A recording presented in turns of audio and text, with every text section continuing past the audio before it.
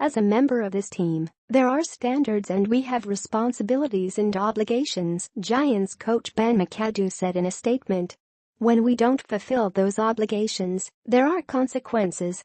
As I have said before, we do not like to handle our team discipline publicly. There are times when it is unavoidable, and this is one of those times. Jenkins is the second player and second Pro Bowl cornerback to receive such a suspension from McAdoos within the last 3 weeks. Dominique Rodgers Cromartie was suspended for 1 week for an unspecified violation of team rules, including his leaving the facility when the team was required to be there.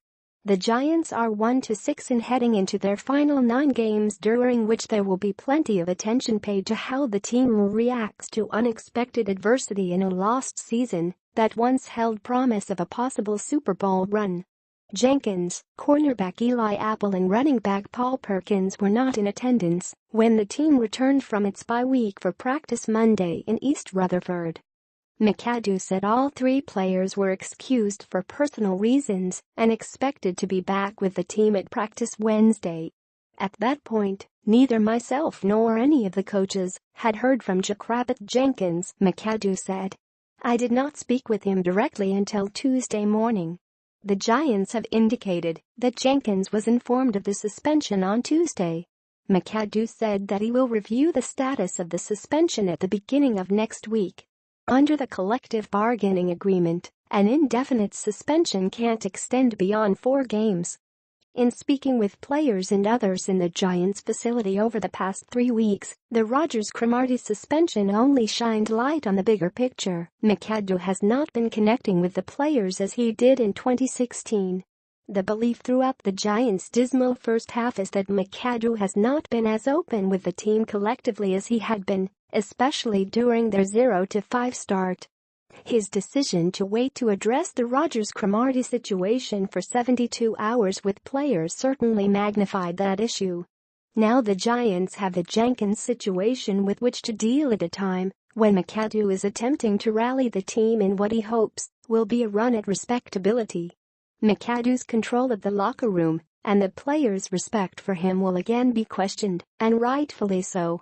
If Jenkins did not inform the Giants as to why he would not make it back to the facility with the rest of the team, his absence is unacceptable.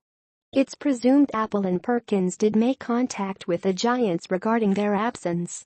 The Giants made the playoffs in McAdoos' rookie year, and, even though their season ended in disappointment in Green Bay, they were in position to move this thing forward toward even bigger things.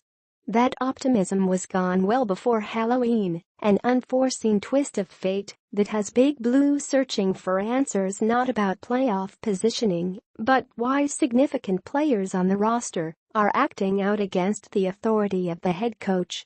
This has become a referendum on McAdoos' leadership, and as much as the Giants hope to turn things around and win some games over the next 2 months, it's his relationship with the players that could determine his fate. The expectation all along has been that Giants brass, notably co-owners John Mara and Steve Tisch, would give McAdoos every opportunity this season to work his way through this and get the team back. Tom Coughlin learned how important player-coach relationships were and really didn't embrace that aspect until 2007. He rubbed players the wrong way through his tenure in Jacksonville and then for 3 seasons with the Giants, maybe even to a higher degree than McAdoos has. But Coughlin adjusted, won 2 Super Bowls, and the rest is franchise history. We talked about flushing the first half of the season, McAdoos said Monday, and coming back and starting with a fresh start. The Giants are 2 days into that fresh start, and they're already dealing with more of the same negativity that lends credence to the idea that their problems may run deeper than the scoreboard and the disappointing performances on game days.